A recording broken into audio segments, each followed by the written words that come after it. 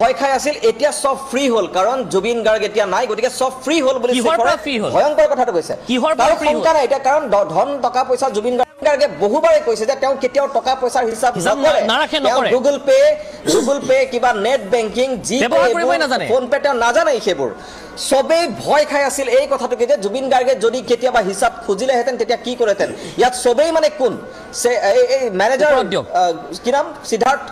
সিদ্ধাৰ্থ শৰ্মাৰ বাহিৰে আৰু কোন কোন আছিল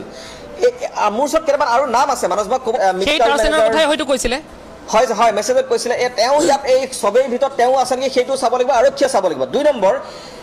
সবেই ভগৰ হিচাপ ল'বলৈ জুবিন গাৰ্গ এতিয়া নাই কাৰণ জুবিন গাৰ্গে ভাল থাকিলে মানে ভালে সুস্থ হৈ থকালে তেওঁ হিচাপ হয়তো বিচাৰিলেহেঁতেন তাৰ পাছত কৈছে যে গেম গম পাবি 2 দিন ৱেইট কৰ অৰ্থাৎ কেইটামান দিনৰ পাছতে এই গোটেই জুবিনৰ মৃত্যু সিংগাপুৰ টুৰ মেনেজাৰৰ বিৰুদ্ধে উঠা অভিযোগ ভায়েকৰ হাতত ফোনটো নিদি নিজেই